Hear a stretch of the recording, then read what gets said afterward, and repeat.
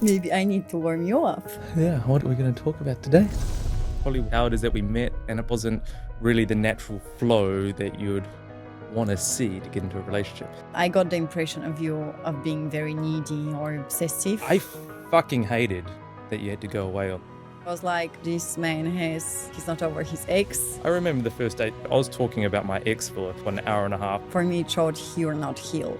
It's not a safe place for you to engage right now. I looked at you and I was like, wow, she looks like a pain in the ass. It was a very big red flag for me. So I had to cancel another date. It was a bro date because you're coming back. But I didn't have enough money to cover the lunch. So I was like, how am I going to do this? And like seeing you turn up with your generosity, with your compassion, I realized that I was playing a small game in life. I don't want to say anything. I'm just going to start crying. One thing for sure is when you're going to go after love, you're going to get heartbroken sooner or later. The cost of entry into love is the vulnerability. Put your heart out there, it's going to be broken. So this podcast is going to be a little bit different today. Yes. I think it's really cool that we get to do this together. It's one of the most common questions I get asked all the time about our relationship, behind the scenes, how it is that we met. I know, well, that you love sharing this story as well. I think this is a really cool opportunity that we just get to speak candidly. I know that you're really good with this, and our audience are going to see a bit of an insight on how you speak about the challenges that we've been through, maybe the things that we're still going through. But what I'd love to start with is, I think the way that we first connected and somehow became into a relationship wasn't really expected, wasn't really anticipated, and it probably wasn't really the natural flow that you'd want to see to get into a relationship. At what point was it for you that you were like, there could be something here? First of all, I really love sitting across to you and having this conversation being recorded. And I love it. Yeah, it just feels like I'm so far away, but still so connected to you. Oh, that's a very good question. And the first thought that pops in my mind is probably the Vipassana retreat. So when we met together with you, right, we had a couple of dates, and there was a bit of drama going on between us in terms of you kind of really liked me and I was just flowing around, so didn't know what and how this is gonna go. And so by this particular date, before I went to Vipassana, which is a 10-day meditation retreat for the people who are not familiar with it, I got the impression of you of being very needy or being very obsessive, or not in a negative way, but in you want my confirmation. You want to know that I'm there for you. You want to know. You wanted certainty from a very fresh beginning. So we pretty much knew very basic things about each other and went only on a few dates. And for me, after being single for 3.5 years, probably even more, it was like, who the hell is this guy? And why is he now wanting so much of me when I'm not ready to give that? And especially when I knew that I was leaving Bali and that there was not that much, in my opinion, potential for serious communication and relationship. So on this particular date before I went to Vipassana, my feeling was, this is too much. I can't, I'm not liking it. I don't want to be confirming somebody at this stage of us getting to know each other. And so I went to Vipassana, which was in Bali. The first couple of days, I was quite, I wouldn't say thrown off, but I was definitely not wanting to kind of see you again or pursue our further exploration of this relationship. It felt too much. Whether it was me, my sensors telling me back off because it might get deep, or just it was too much at this stage, I can't tell you. But I know that the first 2, 3, 4 days when I was thinking about you and sitting there meditating for 12 hours every day, I was like, yeah, cool guy, but nah, I don't want to pursue that. And then after the 5th day, I think something was, changing within me, and I was starting to actually grow enthusiasm around you and wanting to see you again. And so by the time it was time to leave, I was like, I definitely want to see this guy again. It was this kind of, I wouldn't say calling, but for sure desire to spend some more time with you and explore what this was all about. And I don't know if I was conscious of the types of feeling I was maybe facing, or completely subconscious. But after the 10 day of me meditating there silently on my own, the first thing that I actually did and wanted to do was to reach out to you and talk to you.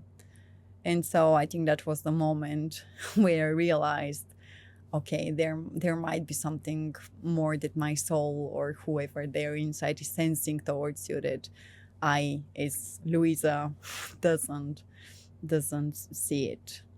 I'd love to know what that turning point was. I fucking hated that you had to go away on that Vipassana. Retrospectively, looking back now, I think it was so important, because if I look at so I was single for 7 years, 8 years, and then got into a crazy, amazingly crazy relationship that was 6 weeks. And inevitably it came to an end because one of the pieces of feedback was that I was too much. But then even looking back through all my dating history, it was always like I was standoffish and didn't want to commit nearly all of the time. And then the times that I did feel something, then I'd become too much. And that feedback showed up in so many different ways. And it's really challenging from, like, I don't know whether it's a guy's perspective, or at least maybe women go through this as well, but from my own perspective of going, like, I finally found what it is that I want. I love the attributes. I love the lifestyle. You're already working remotely. You're living in Bali, living a mirror image of the lifestyle that I wanted to create, showing up with the attributes and the characteristics and all these things. I was like, oh my God, this is amazing. And that excitement, it's hard to almost like hold it back and not be too much. And I totally trust that like your perception of whatever too much was, it probably was too much. And I look back and going, some things I love to take full responsibility for, and other things I go, I'm not a huge believer in luck per se, but when we talk about like the grace of God or the grace of nature, the grace of however it's meant to be came in that moment and gave me the thing that I didn't want, that I fucking hated, that inevitably led us to come back and go, oh, okay, well, you get another chance. Because 10 days of silence, I had to sit there. Okay, I didn't go through the Vipassana. I didn't have to sit 12 hours a day for 10 days straight in absolute silence. But I still had to sit there and go, can't text her, can't communicate, can't do anything. What is she thinking? Is she going to come back and want to be with me or not, or whatever? And it gave me that space to go, well, it was like this letting go. It was just this acceptance. I think it was a really beautiful space to come back. By the way, I was super excited when you first messaged me at whatever it was, 9 a.m., 10 a.m. on the day that you're coming back. Did you know that was the day when I was coming back? I thought it was the next day, actually. Oh, yeah, okay. So I had to cancel another date. It was a bro date with a guy that walking on the beach. I was like, sorry, bro, I got to cancel on you because Louisa's coming back. And he was like, okay. But he heard how I'd been speaking about you for the week that you were away. And so he's like, okay. Oh, were you talking about me when I was away? Of course. I was like, oh, this and this and this. And that. Seriously, I really hated that 10 days that you're away. But looking back, it was super important. I do wonder, before we get into that turning point during Vipassana, there must have been some kind of point of attraction before that. Because just to give the backstory of how it is that we met, like, I remember the first date that we went on. It was coconuts at the beach. I was talking about my ex for an hour and a half, and then we talked about politics and religion and all the shit that you're not supposed to talk about. my ex, so and say, your ex, and somebody I was seeing. So, like, that wasn't a date. One, it was coconuts, and apparently, I think coconuts at the beach is a great way to do dates. But the dates that you used to is a couple of $100 dinner at the fanciest dinner place you can find in Bali.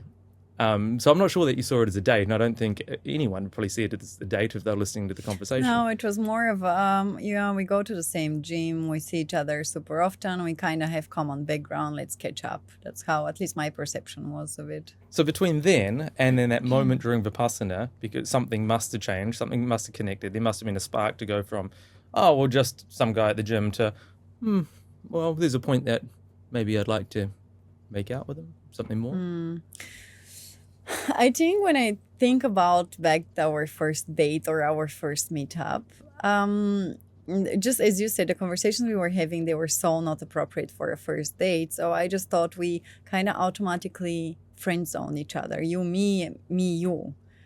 But at the same time, we were having deeper conversations than, oh, he did that to me, she did that to me. It was, I think, on a way deeper connecting way. So I think I was seeing your soul, you were seeing my soul, without having the urge to make it romantically somehow happen. So I just remember sitting on this beanbag and having that coconut. I was like laying in, you know, whatever position I was. And I just remembered we were having very good, deep conversations. And so at this stage, I was like, but this man has, like, he's not over his ex. And I used to see a friend of his. So there's no way this can work in any way. And was that consciously or unconsciously you're saying that?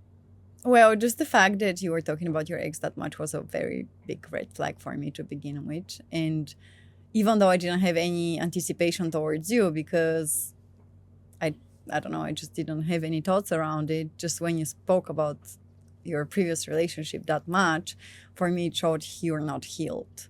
So it automatically gave me the sign of it's not a safe place for you to engage right now, so to say. And then, as I said, this background story that we had with a common other friend of ours, it was just the cherry on the top of making it unsuitable.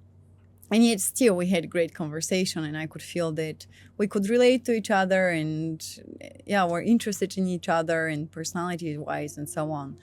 And then I think we've spoken about many times around it that we left, went to the car park, and there was this 1 second of exchange between us. That was an energy spark that I could see your eyes lightening up on me, and I could see me giving you kind of the yeah. And so that's when I was like, that's super random, because we just had ridiculously strange conversation for a first date.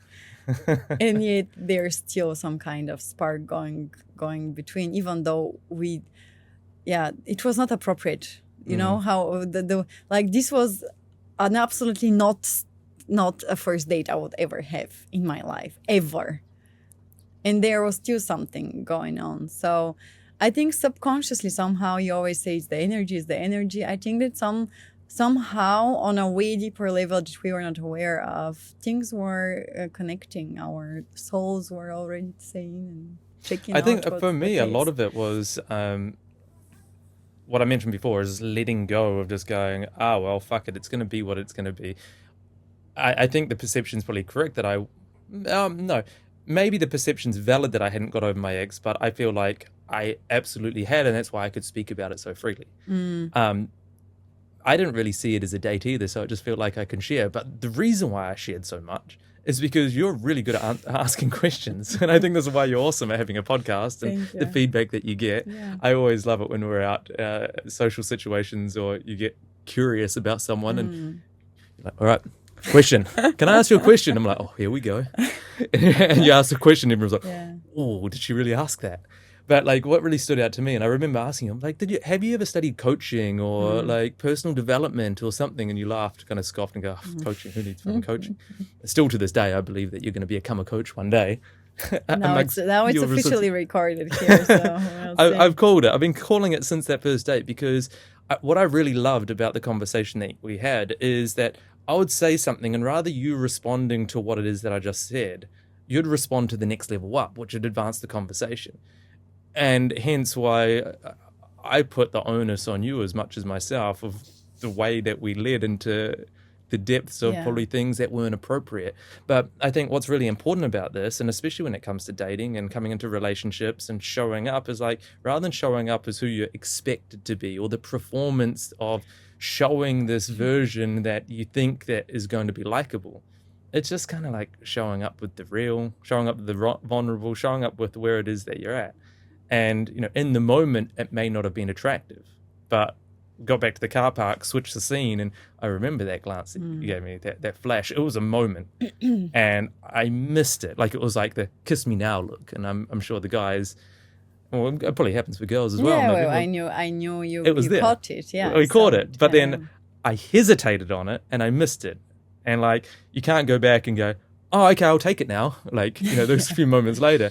And I rode away from the car park that day going, fuck, did I miss my chance? But then I was like, well, if I go back half an hour before, I didn't even know that I had a chance. Did I miss it? I'm like, if there was a chance, the chance will happen again, and just trust that. That was a cool exchange. I like that. Let's explore where that goes further. For sure. Yeah, 1000%. But on the topic that you brought up with dating, about being vulnerable and showing up as yourself, I think if we can talk a little bit about that, I think that's a huge problem when it comes to dating nowadays. Because I feel in general, we want to show up in the most polished version of ourselves and leave the best impression so that we are liked. And I think that's one of the major reasons why we can't connect on any deeper level, because we just start with such basic, conversations, and one date is just, or 1 hour or whatsoever, 2 hours. If you're staying in this surface level and just really want to present yourself as the most flashy, beautiful version of yourself, the chances of this going somewhere are very low. And was that your experience? So talk more to the direct experience of what you had being here in Bali. I know that you dated, and I had so many insecurities about that, by the way. Dating way more successful guys, probably way fitter guys. I know the guys that you went on dates with previously. Like massive comparisons, easily to diminish myself within that. Better looking, probably richer, probably fitter. I don't know, smarter, more successful by all means. But what was the dating experience like relating to what you're just sharing? So I think when it comes from my perspective, in terms of how I showed up for them, I think that's why I'm like, men would pursue me or would like to continue to see me, because I really try to be honest, curious, and just as I am usually. And I think there's a few factors. First, I'm bubbly, I'm easygoing. So as a woman, why... When you want to be. Sorry? When you want to be. When I want to be. Shh, don't say out that loud.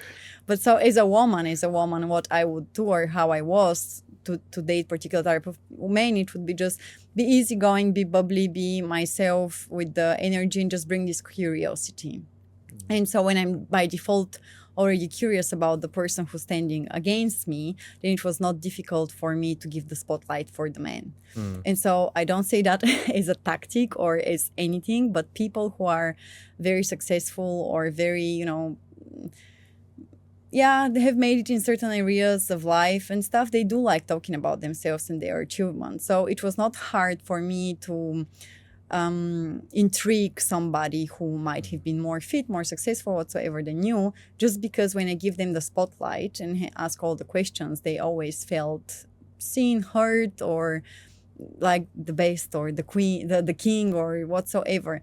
And I didn't do it with the urge or the need to make them feel special. I just made it or did it because that's who I am by nature, just very curious. So when I ask all the questions, it comes from a place of curiosity of how they did it, how they achieved their goals, successes, and so on. And so I think that's why for them it came so not pretentious or so naturally from my behavior, because I didn't pretend to be super fancy or nice or whatsoever. I was just super like, so how do you do that? Or how do you do this? And but you do really well. You do that really well. What was it that they didn't do that then led to not having a relationship with them? Well, then you continue pursuing particular relationships, and then you realize that it's just a big mismatch of values. So if you are a woman that doesn't want to shine in her own light and is happy to just have this very strong whatsoever man and always outshine her and be on top of her, then probably this kind of men that are super successful and very self-centered are a great match. But if you have your own voice, energy, and want to do your own things, it's not always a great match, because I think it's, my father always says, you can't get two sharp stones and try to rub them to each other. It just doesn't work. So on the long term, I realized that this type of relationships that I always wanted with super successful men and, who check all my checklist of what I always thought that my partner should be, and like that and that, check, it turned out that that's very far away from what I need. And they just didn't give me the feeling of being seen or enough or validated enough to feel comfortable and safe in a relationship that I would decide to stay in. If you're finding value in this story, I'd love to invite you to hit the subscribe button below. You'll be the first to receive content just like this, honest, relevant, and here to support you on your journey. With every like and every follow, together we're succeeding in our mission and reconnecting the world with what matters most. And that is, of course, each other. Thank you so much. So if there was a guy watching this, most of the audience on this channel are men, either in relationships, seeking relationships. What would your insight or advice be around that you wish as a woman, and you know women relatively well in this regard, what would you suggest that they maybe could focus on, bring attention to, that would help them in this situation? Yeah. My advice would be, don't flush with money. Oh, yeah? Yeah. If you really, really care about having a good relationship, if you really care about having somebody who's going to have your back, who's going to love you, who's going to support you, who really wants to know who you are besides the great lifestyle you can provide, don't flush her with money, especially in the beginning. Because I do believe that, sure, you can get the lucky shot and get somebody who's actually genuinely interested in how great you are as a person. But especially here, I think in Bali, we want to impress with the looks and the apps and whatsoever, the success, the watches, the cars, and not only in Bali, pretty much everywhere. But it attracts particular type of people. And if you really want somebody to be through hard times with you and the boat starts sinking, then you want to connect on the values. You want to connect on, does this person have the same values as I do? And is this person really want to grow old with me? Or is this person just hanging around because they love what I provide for them? And so if the men just want to validate themselves and have this phase of exploring and have all the beautiful women around them and whatsoever, go for it. Yeah, enjoy yourself, drive the fast cars, do whatever it makes you feel good. But if you really want to have a partner that's going to be a great mother, going to make your home feel like actual home, and will be there even if you couldn't provide that beautiful lifestyle for her and for the family eventually, go for something way deeper. I was lucky that I didn't have the money then to flash around. I managed to pay for the $2.50 coconuts. Yeah. But the flip side of that was, I remember that was a red flag for you when we went the next date. I love this part of the story. Is the next date that we had is invite you around to go on a date to a waterfall. I was like, yeah, let's ride the motorbikes up to the waterfall, and you turn up on your scooter. And then I was like, no, you come on the motorbike. We've got the bigger adventure bike. You're like, wow, really? We're going on that one? I'm like, yeah, if you want. And then I was like, have you ever been on a motorbike before? You're like, no. And I was like, do you want to? And you're like, okay, I'll do it. Kind of hesitantly, but courageously. We get to the top of the hill, you take the helmet off, and you're like grinning ear to ear. And I was like, this is my girl. This is cool. But we go and we do it, and then, I don't know, we go out I only take enough cash to fill the motorbike up, go for lunch. You order everything off the menu like you love to do, and now I also love you to do because I get to eat it. I just got a different appreciation now for dining and food and all the wonderful things that you've introduced me to. But I didn't have enough money to cover the lunch. So that was also a red flag for you on the other side of it. It was. Tell us about that. Yeah. So as a woman, I think I am also, or I was raised in, family that the man was the main provider. And I have great example by my father and by my brother, who are great providers for their families. And so just by default, my settings already are, the man needs to take care of the family. The woman can contribute financially, but she has a very important other role. So just by per se, I know that the man needs to take care financially, at least partially, of the household to begin with. Then I would maybe very stereotypical, but I do agree that the man needs to pay for the first date, maybe even for the second, maybe even for the third. And if they see, okay, that the woman doesn't give any signs of wanting to pay, then okay, red flag, cut her off.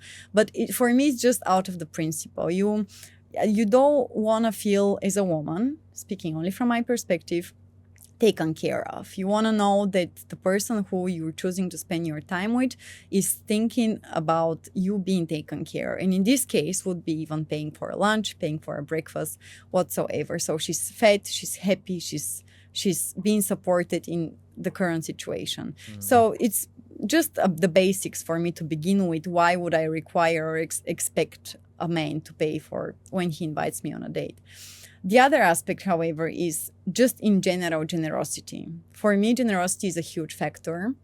And it's not about whether you can afford to buy me something big or something small. It's something you either carry or you don't.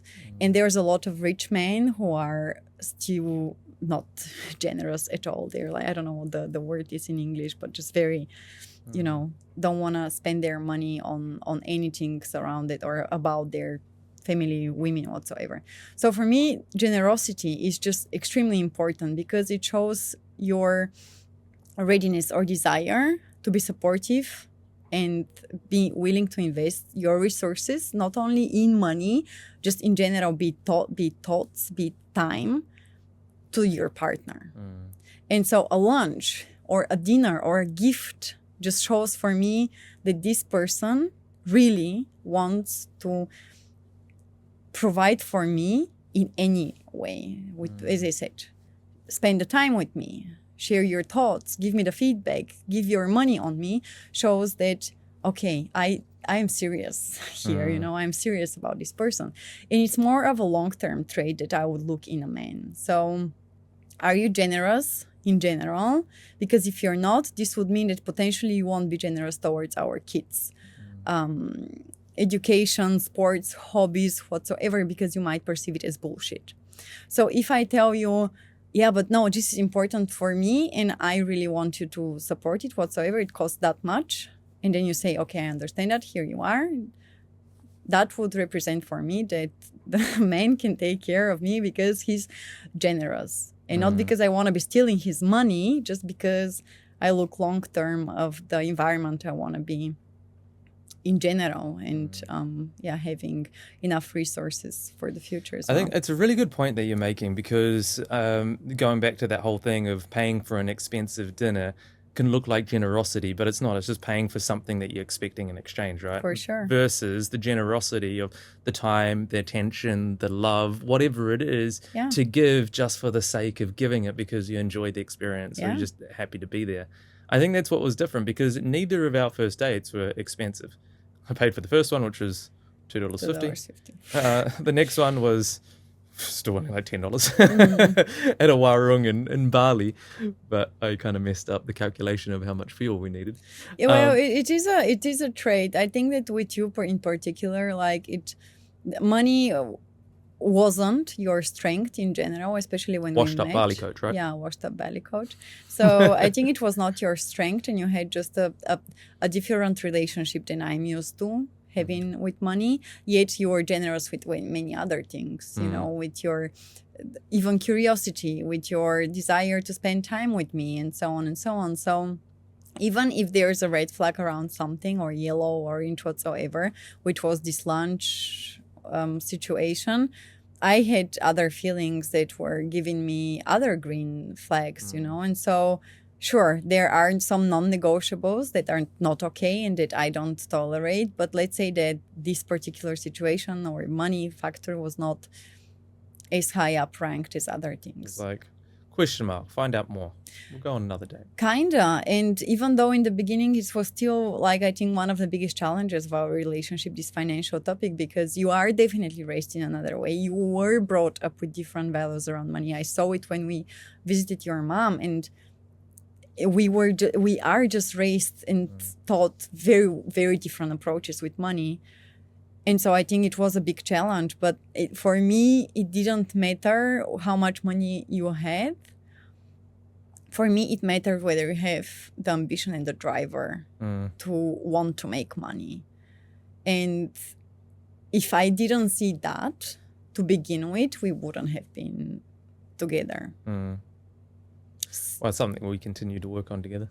Yeah, I think it's come a long way with it. By the way, I really want to say it. I have so much respect for you that you stand your ground and you keep on building. And I'm going to get emotional because I'm very proud that it's not easy to have a business. And I really want to acknowledge you that you just keep on pursuing it. And I know that you have only the best intention to make it happen, to provide for me and for our future family one day. So I have massive respect for you not surrendering on your dream and passion. I think before we met, I was quite selfish. I was very self-centered. That's been one of my biggest healing journeys, and I think why I was single for such a long time. And even when we met, and there's some things that you can only learn through being in a relationship, and like seeing you turn up with your generosity, with your compassion, with your willingness to want to be a really great person, a really great mother, a really great partner, a really great wife, hopefully soon one day.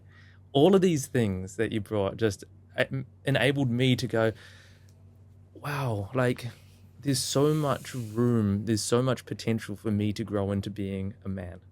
Like before that, I didn't realize that I was like playing a small game in life and like playing small in my potential.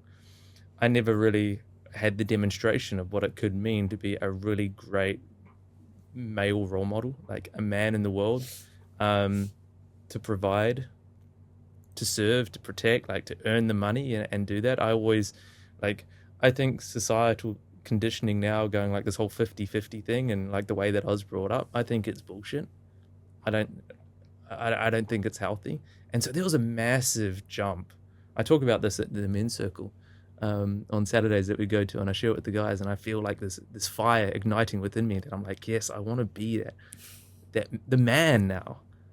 Not the man, I want to be a man, like a proper demonstration of that.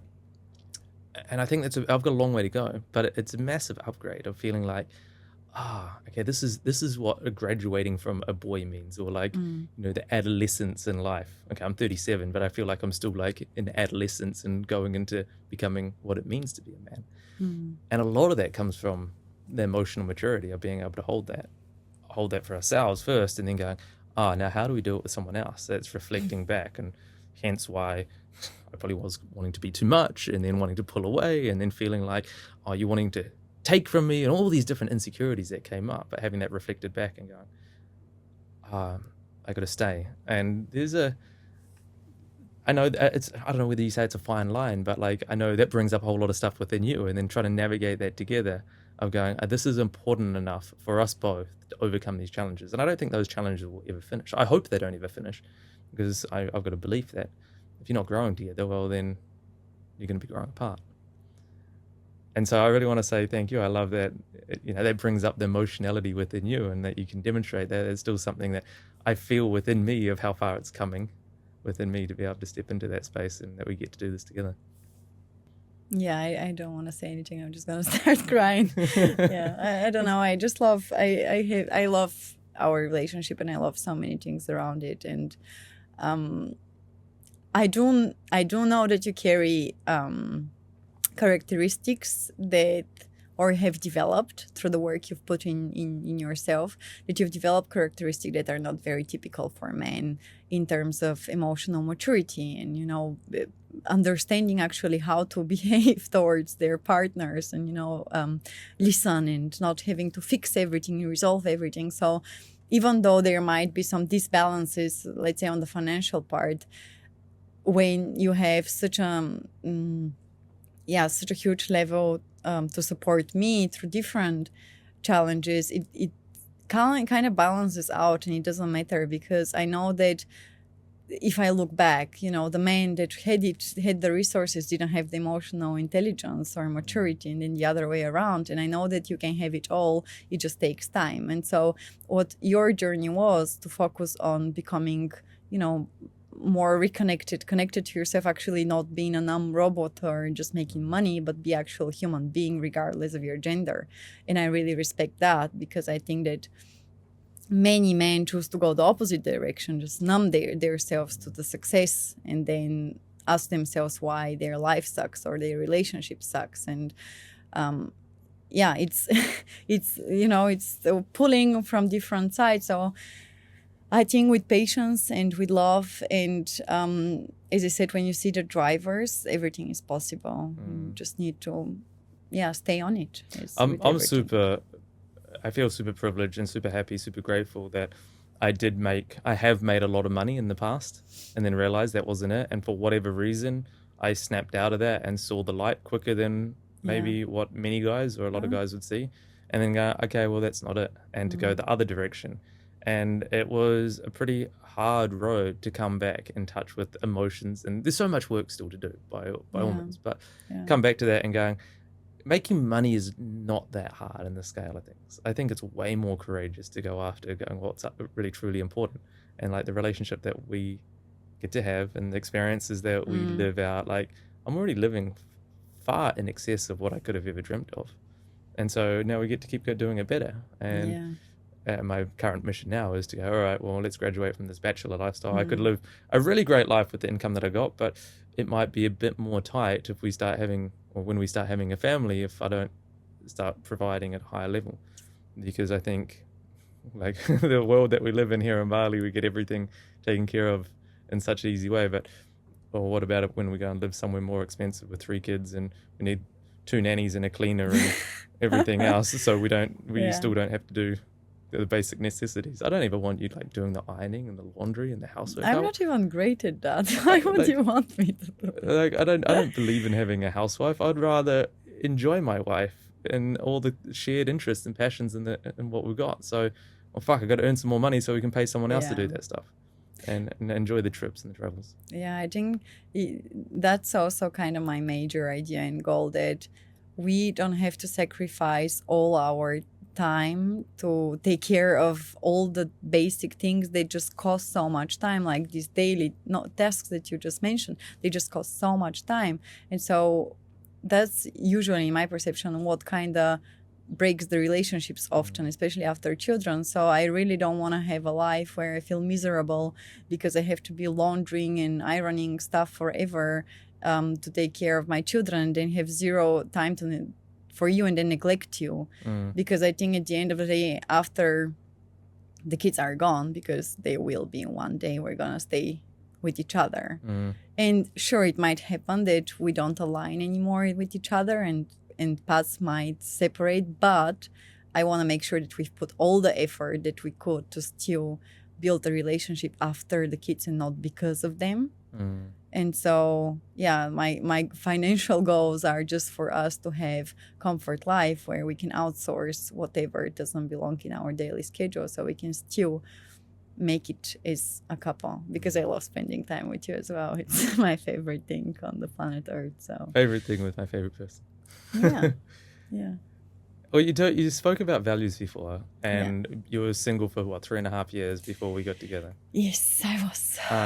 How aware were you of like a criteria, if you had one, values that you were looking for? Yeah. Was it more about experience, or can you recall the time you really started figuring out that we did have a values alignment?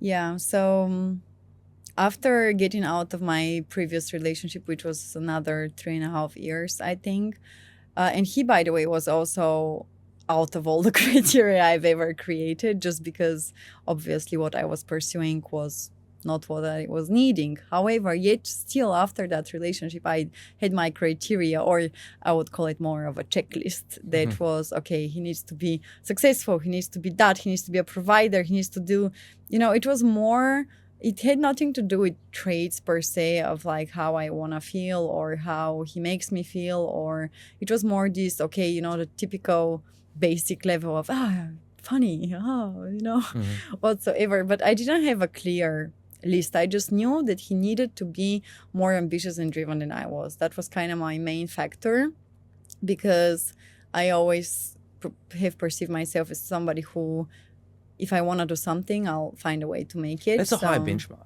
Because I'm very ambitious, right? Seriously. Well, yeah, I think it comes from my father. He's obviously very driven man, so I was looking for something close to that.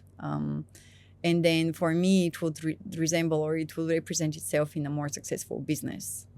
So not per se more developed as a person, but more successful in business. So that's what I was going for. And so my dating in Germany was very, very unsuccessful.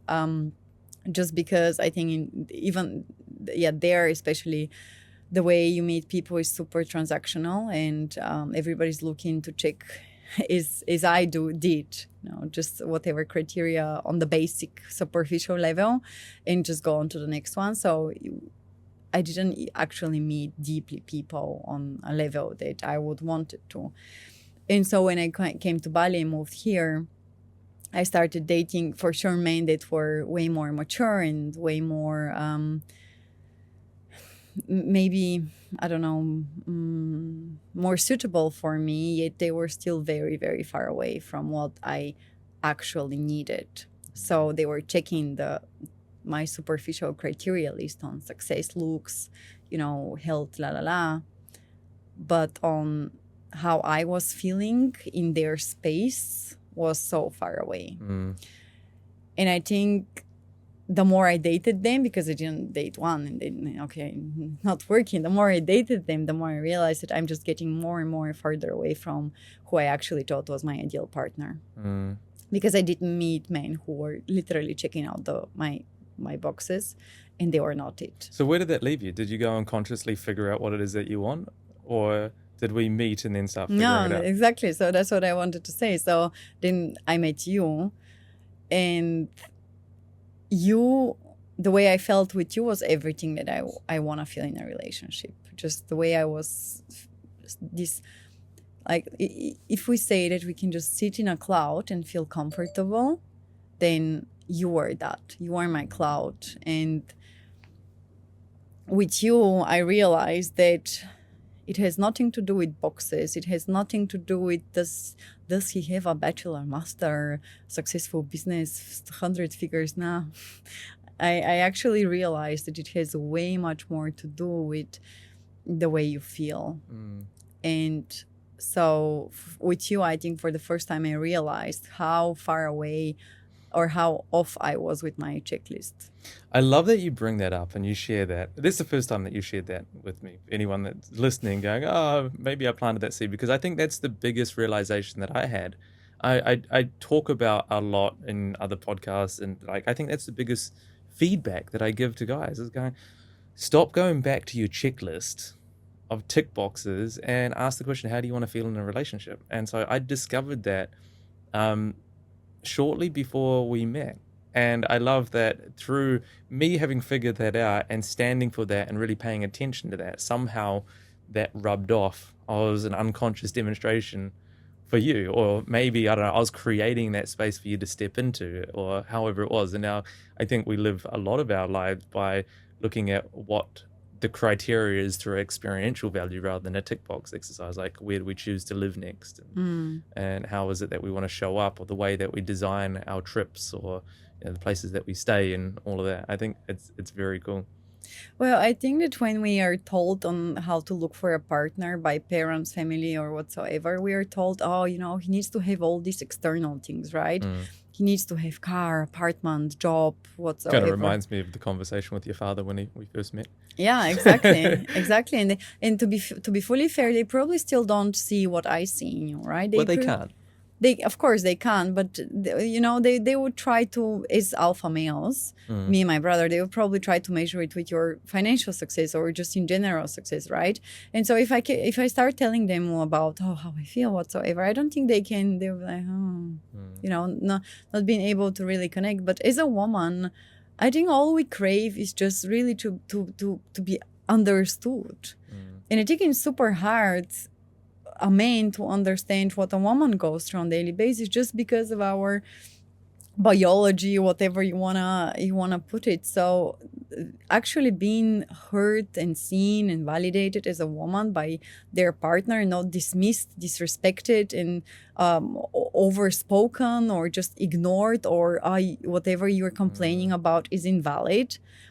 I think this just does wonders for women to know that they can be super important. Yeah. There's so many examples of demonstrations that come to mind for that I had to really be conscious with you, and I did that. It was almost like a test. I didn't say that's what I was doing, but I was like, when I want to fix it, or I want to justify it, or whatever. Okay. And I sat there and I was like, well, and it's okay. And I just sat there with you, and I saw that reflected back, how you could just break down in tears and be with it, or whatever it was, and then we come back and you just always say thank you so much. And I think it's really humbling. What also came to mind is I don't think that's necessarily just unique for women as well. An example that I'll give is going back, that very first meeting that we had with your father.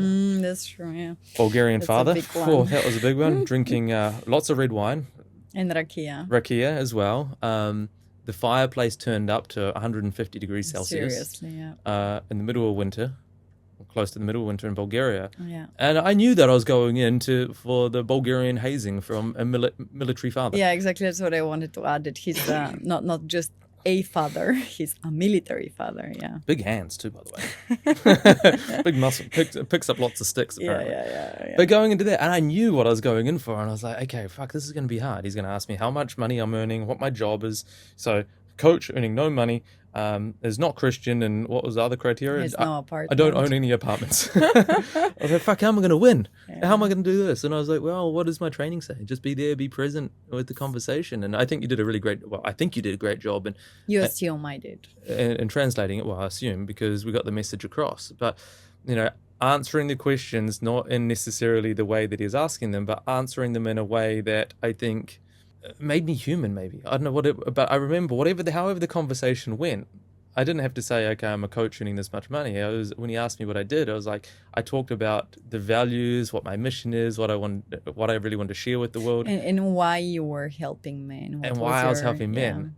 And in that moment, and talking about, well, if I quickly go into it, about like the lack of father role model that I had, and then helping men step into becoming the father role models for their sons or whoever it is that they're leading, that felt like it completed the loop in the healing for me. And we went through that whole journey. And then there, your massive father, that's very manly, he's there with tears running down his face. Cracking tears. Yeah. And then looking across at your mum, and she's now in tears seeing her husband do that.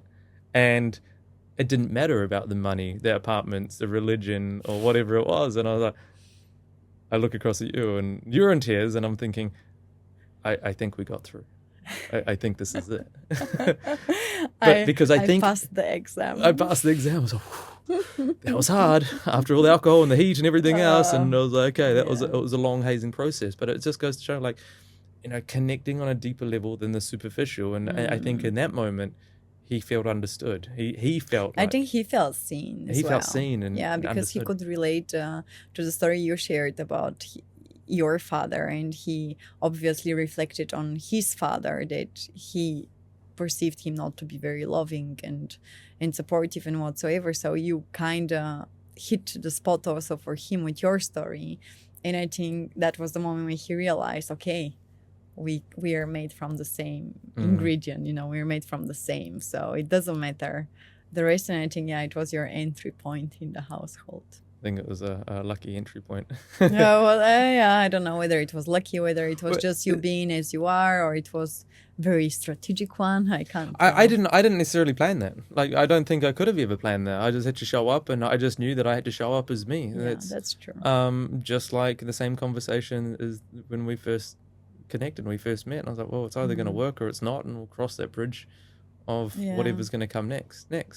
And like, ever since then, I always say that, like, I know a lot of people say Eastern Europeans or they're very hard culture, but my experience have been the nicest people. Maybe they're hard on the outside, but once you get in, like, I've never felt so much a sense of love and belonging and acceptance and everything that it is that I have always wished and craved to have.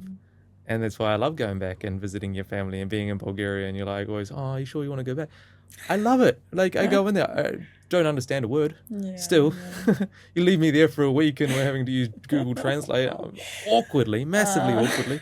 But it doesn't matter because they accept me so warmly. And almost to the point that I feel uncomfortably, like, bad about it. But I'm like, okay, well, I think they just know they want the best for you, and this is what you want. So Yeah, I receive it. And that's amazing. That's the thing. The thing at home is once you're in, and they will do whatever for you. And especially if I've already said that's my choice, then they understand, okay, that's really her choice. Probably not the choice they wanted you to make. Probably not. In best case, it would have been a Bulgarian whatsoever named Ivan or something. But it's not about that. Even though they might have their hopes and whatsoever else, they still love me so much that it doesn't matter. And so if I trust you to be my partner, then they would do anything for you as well. So I love that. Yeah. The point for me, I remember, I think the big turning point was when going all the way back to the beginning. You mentioned before how you were dating someone that I knew. Yes. Met you on the beach, and then that same day we just happened to bump into each other at the same club. Yeah. I saw you were looking very dressed up for a club scene. I looked at you and I was like, wow, she looks like a pain in the ass. Because I think the two parts of it is generally women like that here in Bali have got a bad reputation around the Russian culture. And then the other part of it is my insecurities going, how am I ever going to be able to maintain, support a woman like that with all her demands and expectations and whatever? So it's easier just to eliminate myself, dismiss myself, disqualify myself before even getting too deep. Way easier to do that. But then it was quite a few weeks later, we bumped into each other again. I didn't even realize it was you at Wanderlust at CrossFit, and looking quite different in workout gear with your tomato face and working out really hard. And it took the whole session then to realize, that's Luiza. And I think you caught me looking, and that's how we end up connecting. But then weeks go by still, and we're sitting outside after a CrossFit workout, and you're talking about this 4x48 challenge, a CrossFit workout every 4 hours for 48 hours. And there's 12 workouts. It's pretty insane through the night and everything. And I'm like, well, I hadn't intended to sign up to that. I thought that's too hard. I'm not fit enough. Oh, really? Did you not really? You're the reason why I signed up. Really? Yeah, seriously. I'm such an inspiration. You're such an inspiration. I kind of secretly wanted to impress you a little bit. I don't think I was that impressive, though, because I only did the 24, not the 48. But, like, I just had to meet myself where I was at, and I was like, that's just what I chose. But the reason why you're such an inspiration to me was that you introduced me to the YouTubers Yes Theory and Seek Discomfort and everything they stood for. I had never heard of them before, but I love this whole thing of seeking discomfort and going out in the grit and the resilience and the determination to get through and do hard things, all for the reward of the adventure, or to find out what's possible, or for an opportunity or a conversation or a friend or something. And you're sharing it so passionately, and I could see how that lit you up so much. And it was speaking to my soul or my deeper values, but also I think it was speaking to, like, who it is that you perceive you were.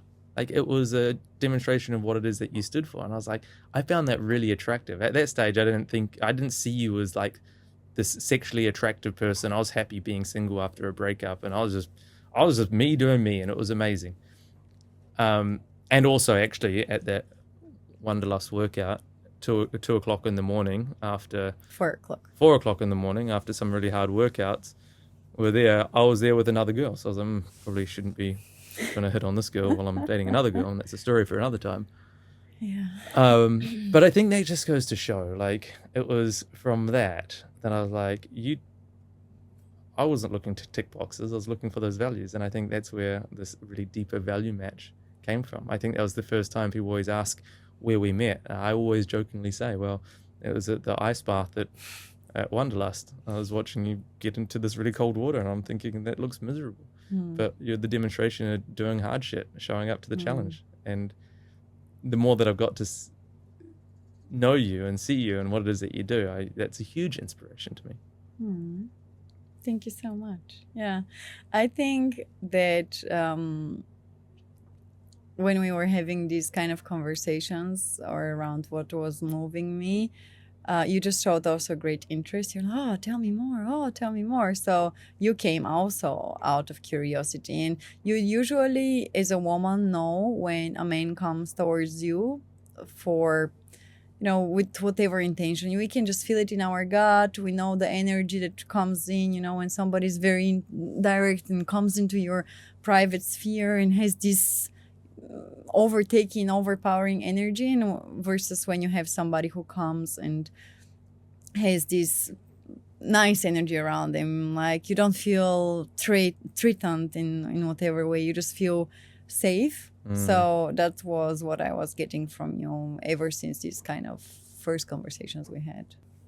It seems like, and guys will relate to this, I'm not sure if it applies to women as well, but it's like when you're single, you seem to repel women. You're like, fuck, I'm single and I can't, no one seems to like me. But then as soon as you get into a relationship or something, it's like suddenly you become super attractive to all the women want you. And it's like, guys joke about this often. Yeah. And even though I was single during that time, I feel like I became more attractive because of what you just reflected back. Like, I just came out of a relationship. I was just focusing on me. I just wanted to do my thing. And it wasn't just being an arrogant not giving a fuck. It was just like, I'm doing me, and like, unapologetically, I'm going to just show up and just do what's important for me without abandoning what my desires are, my wishes are. I'll go to bed early. I don't have to prove anything. If you want to hang out, let's go for a coffee tomorrow. And I think that's a great point that you're making there, in terms of, if we, and by we I mean literally both genders, stop sexualizing the other gender upon meeting them, we could do or get into such beautiful conversations that might lead into something potentially greater. And that's what happened in this case. And that's what I want to say, because just because you're from the opposite gender, directly sexualize me or look at me from different perspective, or, just the energy changes, it's, I want something, or I'm interested, so it absolutely changes the environment. But when you approach, maybe exactly when you're not single, and when you approach out of curiosity and just being human without the gender. Seriously, we take the genders away, and you get to make a joke, get whatever, approach me for the fitness or for the ice bath whatsoever, and that's how you connect in a like normal human level. Yeah. I think that's how relationships develop in a way more sustainable way more healthy. And as you said, also in our case, since we already met a few times here and there, and it was always like this human, as if you didn't have a dick and I didn't have a vagina, just this kind of level conversations, we could actually get to know each other way better, to give ourselves a chance to then develop a relationship.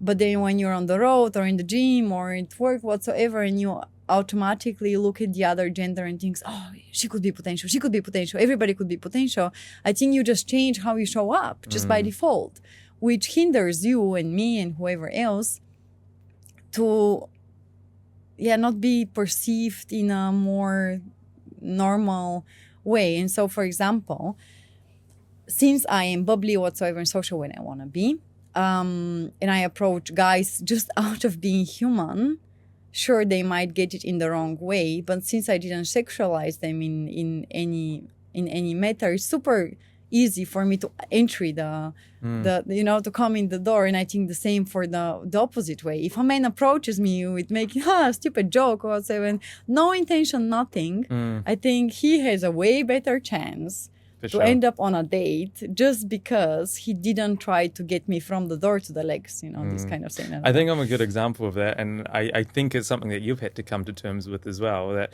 I can come across very flirty.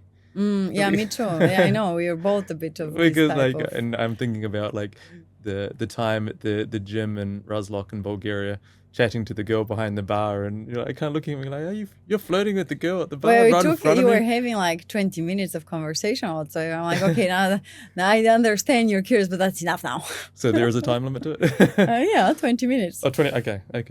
Heard it here first. Well, I know what you mean, and I do think that I'm also similar to you, and we don't have any problems with you saying to a girl that she's beautiful. Apart from that one time, yes, Soraya, this one is for you. You and your sexy hair. I had a couple of gins, and we're just out at the bar, and can have beautiful hair, but not sexy hair. Yeah, well, he touched, I'm going to look in the camera for this one. He touched the hair of a friend of ours, and he said, oh, your hair is very sexy. You make it sound like I said it like that. I think I was just being friendly. But I don't know. Whatever. But come on, let's be honest. So to put the border there and to put the border line, you can say her hair is beautiful, but you can't say her hair is sexy. So it's the same as I can compliment a dude and say, oh, you're looking great today, but I can say, oh, sexy ass you've got, or sexy ass. But what about when he's walking down the street looking super sexy? Oh, wow. You want to go that path now? I love that story. Yeah. I think it's so fun. Yeah. Oh my God, did I just say that? I'm like, yeah, you just said that. But, again, I kind of laugh it off. I think that's one of the really beautiful things about being in a secure relationship is it doesn't really matter. You can kind of laugh these things off. Yeah. You can pretend to be annoyed, or you can kind of like, well, whatever. And even if there was some element of truth to it, like, okay, so... Yeah, maybe she did have sexy hair. Maybe she did. And maybe the guy, he was super fucking ripped. And I'm like, cool, well, I'm not that ripped. I don't have calves like he does. Or maybe you're shirtless or whatever. I'm like, just because you see him as sexy, it doesn't mean that you're going to go away and fuck him and ruin our relationship. No. Or vice versa. And I think that's where like having a healthy functional dynamic of going, yeah, we are solid with what it is that we got. Yeah. But I think your response to it was even funnier. I was walking down the street for the next half an hour.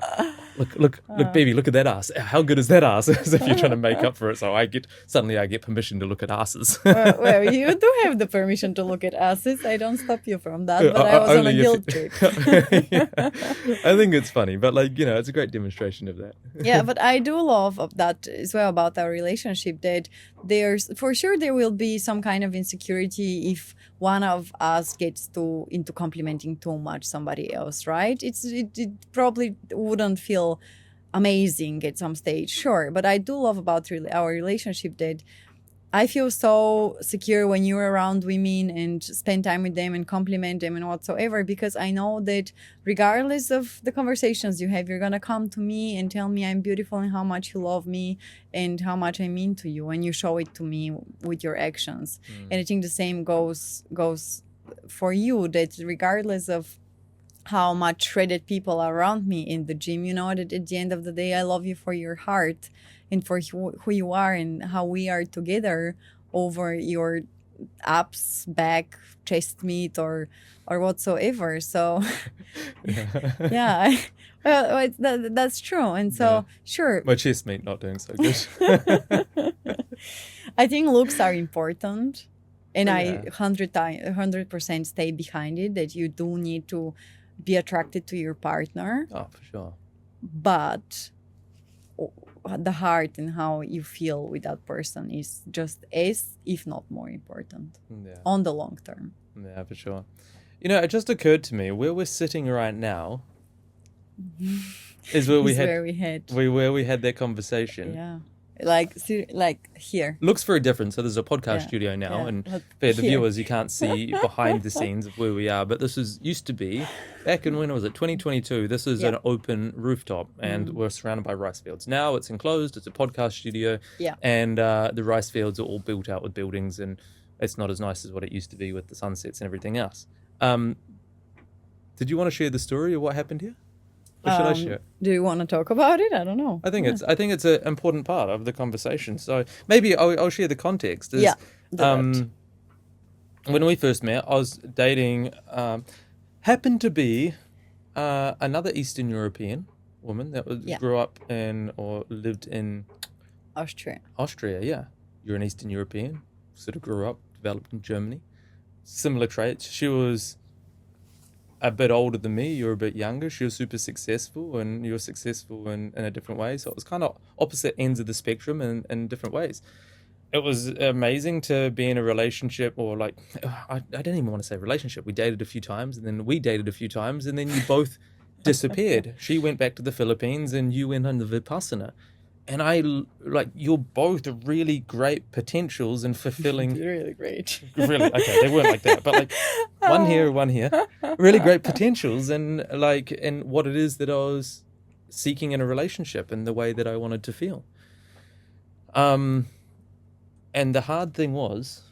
Just checking, sorry. Yeah. Still going. And the hard thing was like, I remember when you're both away, and I wasn't really able to speak to either of you for whatever reason, and I was sharing with my friends. I'm like, I'm not the kind of person that wants to date multiple girls at once, at least when it mattered. I have done in the past where I didn't really give a shit, sure. But when it really mattered, I didn't want to. And so I was telling my friends, I was like, what should I do? How should I approach this? This is really hard.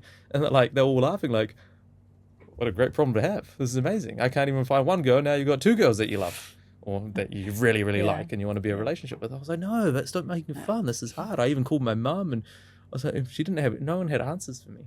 And so it takes me back to a story or like one of my very first relationships that I had that I didn't tell the full truth around what the situation was. And I promised to myself I'd never repeat that again. Because it haunted the relationship. Inevitably, it unraveled everything. And, 2 years later, that's kind of what the relationship fell apart on. So I was like, well, if either of these are going to be the one, let's say, I got to set it up right from the beginning, but I don't know which one the one's going to be. So how can I choose? So I was like, well, I got to tell them both of what's going on. And so first one I went on a date with, and I told her that I was dating you, and I told her who she was because it just happened to be the one that we did the 4x48 challenge together.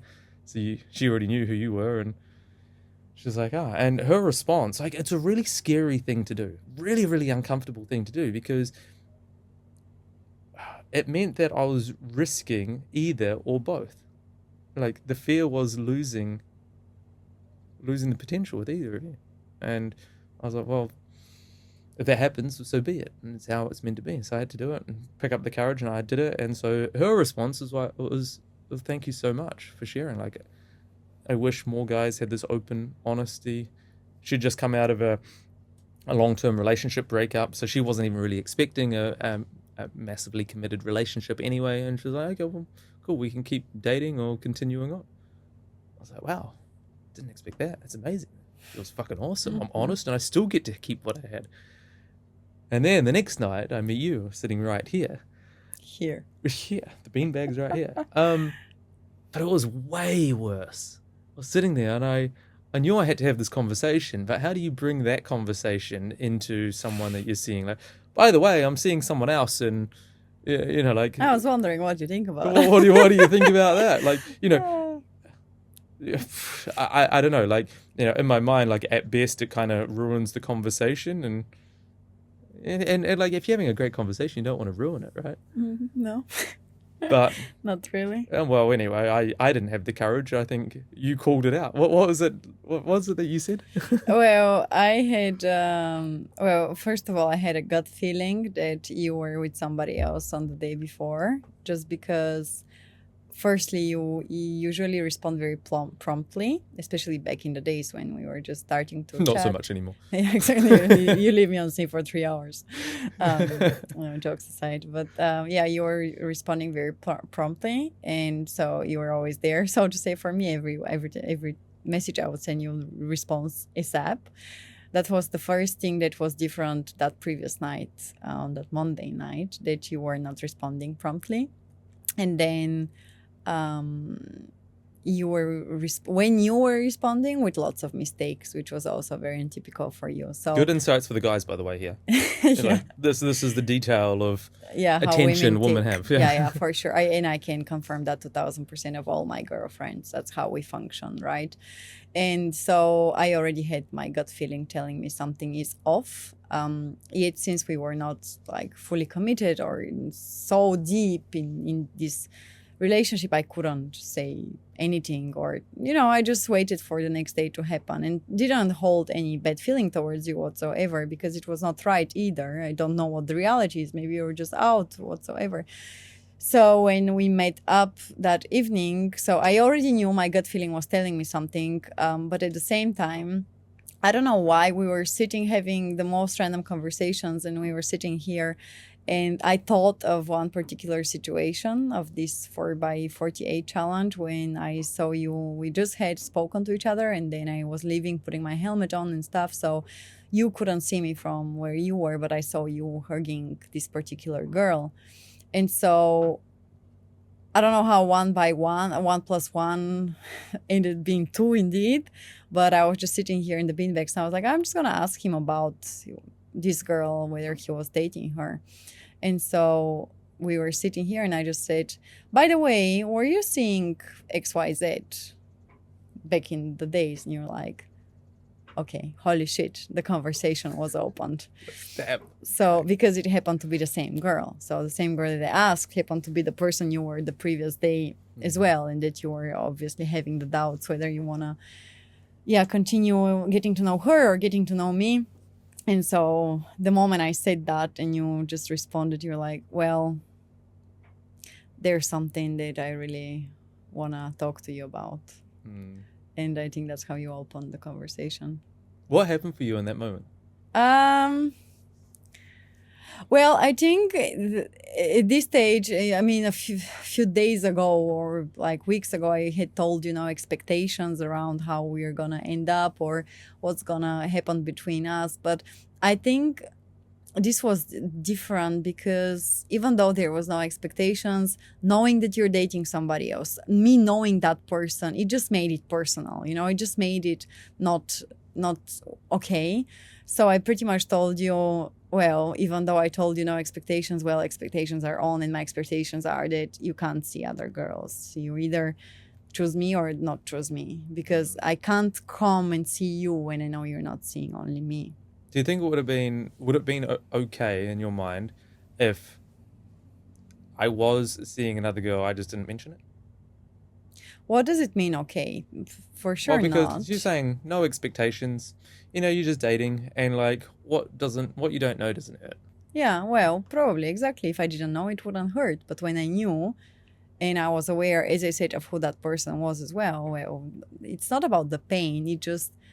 It's unmoral, or it didn't align with how I imagined to be spending my time. As you said, it's one thing not to know, which it doesn't make it any better, but knowing that today you're with me, tomorrow you're with somebody else, I just think it just clashes big time with my because that's how feelings. I justified it in the past. Like many years ago in my dating time, it was like, well, if it doesn't matter, dating for the dating for the fun of dating, it doesn't really matter. You don't know, it doesn't hurt, whatever. I think this time it was different for me because I made that promise. Since I legitimately liked you both a lot and there could have been potential for either of you, it meant that I had to keep my promise that I made to myself. It wasn't to you or even to a relationship. I kept the promise to myself that I have to be fully open, honest, and transparent. And so had I not mentioned anything, then I'd be breaking that promise with myself. And that's why I had to stand so true to it, which I'm so grateful that I did. Yeah, and I think as you should, and you should be proud. What I do think does make a difference, though, if you are in a discovering phase, right, and you're just getting to know somebody, and I don't know, it overlapped by a week or whatsoever, but you do feel that that you are getting deeper with somebody, then I would say cut it off and stop messing around with two people. But if you don't know what's going on, or you just got to know two people at the same time, I mean, it's totally fine if you take yourself 2 dates or whatsoever to see where the boat is flowing. So I wouldn't be too judgy on that, to be fully honest with you, because that's the whole point, right? To find somebody who's suitable for you. Yeah. So in this particular case, however, I think that we were getting to know each other. Well, I was so excited level, to be with you. Like, the reason why that conversation is much harder is because I don't know whether I subconsciously knew or internally knew that you wanted me. I was so much more invested and so excited to be with you. And like, that's why it was even harder, to be honest. I think that's something that, I don't know, guys, maybe women too, I don't know, we fuck ourselves up with, is like what we care about the most is what we tend to sabotage because we worry about losing it. And then through our stupid actions, we then end up creating the situation that we feared the most and lose it. And I think it's terrible. Do you know what was one huge green flag for me about you? Yeah, green flags. Yeah, green flags, that you were actually genuinely so obsessed with me in a positive way. You were so into That's me. funny, the red flag turned into the green flag. Well, it's different things. It's when you ask from me too much, versus when you're genuinely interested in me, it's a bit different. So I'm also speaking at a bit of a later stage, a few weeks already in, not date 2, because date 2 you were already asking too much from me, and that was the red flag. But the green flag was you being so excited to spend time with me. Not in a, as they say, obsessive man way, and you need to do this or whatsoever. Not any way closer to being. It's a good distinction, though. It's a really good distinction on going, you're wanting too much for me versus giving. Yeah. And so coming back to that generosity, being generous with the excitement. Yeah. 1,000%. So I genuinely really, love that, because I think we as women are just, and I'm generalizing, but they can correct me if I'm wrong in their own heads. We're just so tired of being uncertain of whether we're gonna be invited to that date, whether we're liked, whether we are gonna get the message, that we're just so done. And when we get finally certainty by, hey, I like you. Yeah, I really wanna continue this. I really wanna spend time with you, and get the confirmation that somebody genuinely wants to. So not playing games, not like treating me, keeping keen. I really hate leave that. them on red. It just so painful. I think just kills these small girls in us, genuinely. Like, if I think about all the guys who've, I don't know, ignored me or did bad shit or whatsoever and played the bad cards, it just kills the cute little girl in us that wants to be just playful and genuine, because I think in our nature as women is to be more nurturing, to be more loving, caring, giving the touch, the love. And when we're constantly being played or ignored or whatsoever, we just start being more protective, numb, maybe put the shields on. That's why we also come across a bit superficial whatsoever, because it's just so exhausting to be waiting for this message. Is he gonna invite me over for a date again? Why is he not messaging me? He replied 8 hours ago. You're just so exhausted. We really don't want to do that. We really want men who can, if they don't like us, then please let us know. It's painful, but it's way better than this roller coaster of constant emotions of what's gonna be today. Yeah. And I literally had a conversation with a girlfriend the other day of her, waiting to get a message, and she can't stop thinking about that message when it's gonna come, and it just brings me back to my single days, when you just rely so much on a man to keep your energy flow going, because you crave love and affection and this kind of things. So.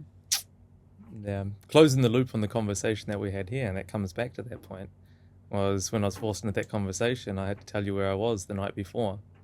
I already knew. I was like... You already knew? Well, I told you, is this where you were last night? Yeah. Like, shit, yeah. Yeah, shit. Okay, now I gotta say it. And you weren't quite as flexible as what she was. And I said, did you kiss her? Oh, yeah. Shit, yeah. I ask all the shit questions. And I appreciate how honest you were, man. Well, like, I made seriously. that promise. I made that promise. It was really fucking hard. With how honest I was, and how did that feel when I came back with, probably answering all the shit questions and probably the ways that you didn't prefer? Yeah. How did that come across? How did that land? Can you remember?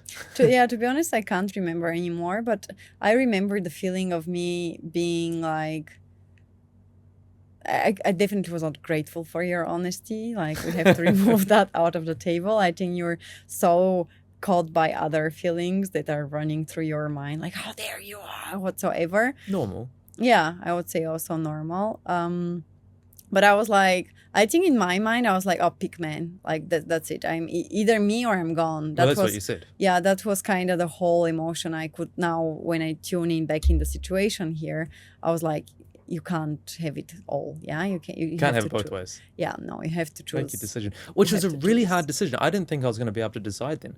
Because, honestly, we'd only been on, 3 dates each. Yeah, I know. So how am I supposed to decide? And a bit more context, again, was she was supposedly moving back to the Philippines. So it wasn't ever going to be something to last. Maybe she was going to come back to Bali, I don't know.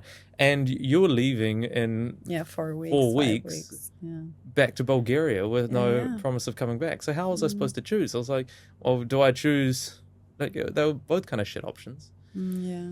But Well, to be honest, though, I do feel that sometimes you just know the answer before you have to say the answer. I didn't know loud. the answer. Remember what happened? Is I started talking. I can't remember what it was, but I just started talking like I'm so good at doing. And talking and talking and talking about what it is that I wanted. And you didn't say anything. You just sat and listened like you're really great at doing. And then after 5 minutes, I was like, I've made up my mind. I want to be with you. You're everything that it is that I want. It was just like me saying it out loud and talking through what my kind of my expression of self was, or maybe my criteria, or like the feeling of how it is that I wanted to be in a relationship, where I was seeing my life moving forward and how I wanted to live, and based on like the minimal experiences that we'd already had, but the sides of you that I'd seen as well. I was like, oh, this is easy. This is you.